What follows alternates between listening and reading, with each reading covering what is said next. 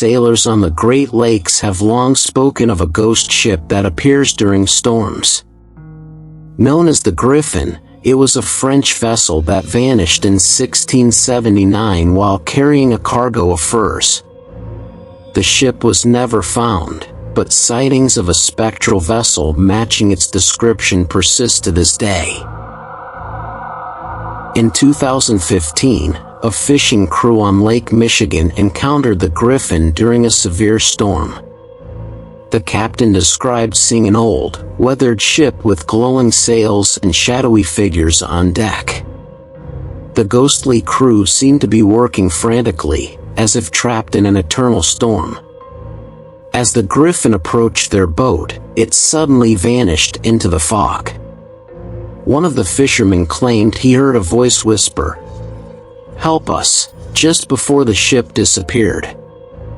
Experts believe the Griffin's crew may still be searching for safe harbor, their souls doomed to wander the Great Lakes forever.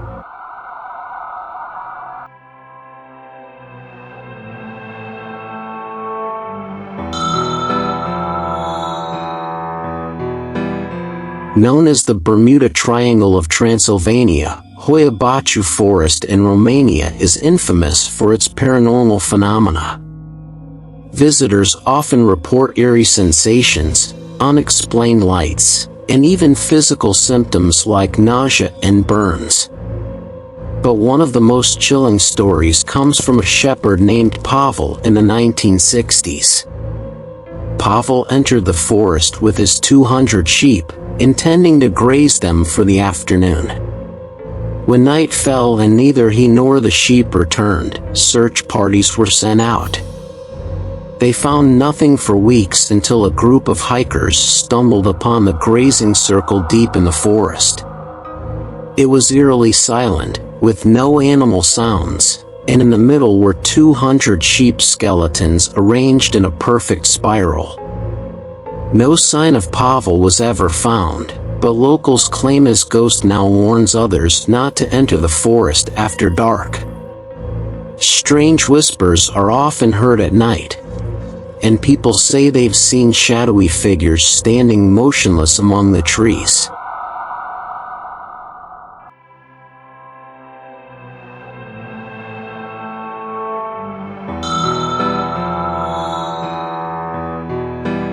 In 1900, 3 lighthouse keepers on the remote island of Eilean vanished without a trace, leaving behind a single entry in their logbook: "The storm is relentless.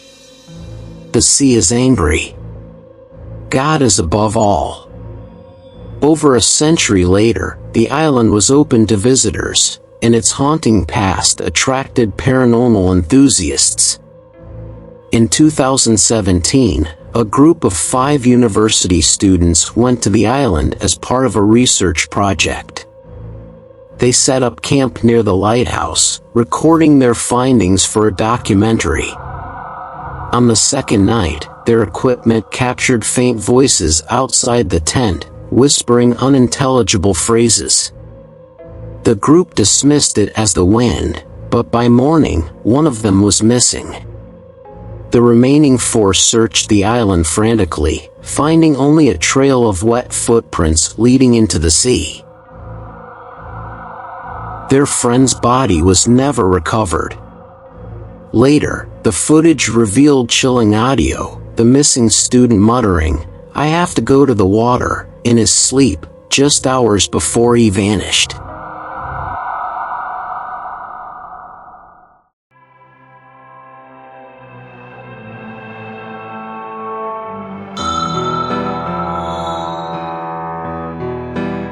Archer Avenue in Chicago has a reputation for being one of the most haunted roads in America. One of its most famous legends is the ghost of Resurrection Mary, a young woman who died in a car accident in the 1930s. In 2019, a rideshare driver named Alex picked up a woman outside Resurrection Cemetery. She wore a white dress and looked visibly shaken. She asked to be dropped off at a nearby ballroom but remained silent for the rest of the ride. When they arrived, Alex turned to tell her they'd reached the destination, but the back seat was empty. Confused, he checked his dashcam, which showed her vanishing mid-ride. The ballroom staff later revealed that the woman matched the description of Mary, who had died decades ago. Alex refused to drive near the cemetery again, claiming he still hears faint sobbing from the back seat whenever he passes the area.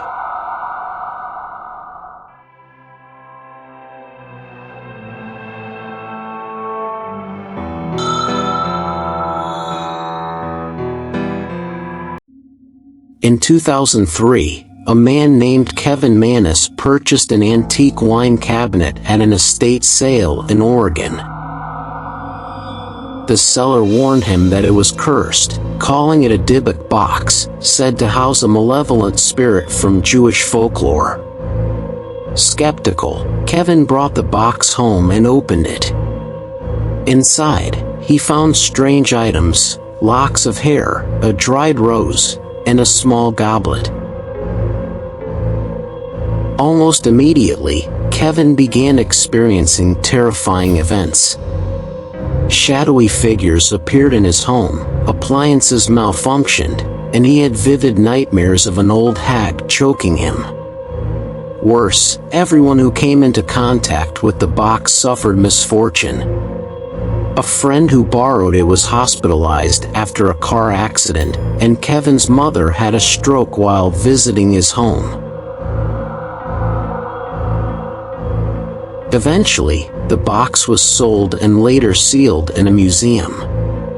Paranormal researchers believe the spirit inside still seeks freedom, and anyone who disturbs the box invites its wrath.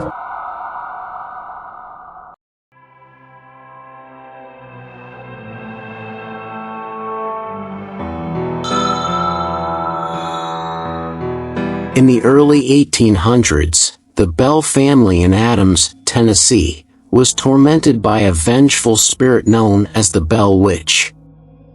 It began with strange noises, knocking on walls, the sound of chains dragging, and whispers in the dark. Over time, the entity became violent, attacking family members and even speaking to them directly. One chilling encounter involved John Bell, the family patriarch. He woke up one night to find the ghostly figure of a woman standing at the foot of his bed, pointing a skeletal finger at him. She hissed, "You will not live to see the harvest," and vanished. Months later, John fell mysteriously ill and died, reportedly poisoned by the witch. Visitors to the Bell Witch Cave, believed to be her home, report hearing disembodied voices and seeing objects move on their own. Some even claim to feel icy hands gripping their throats, as if the witch herself still guards her territory.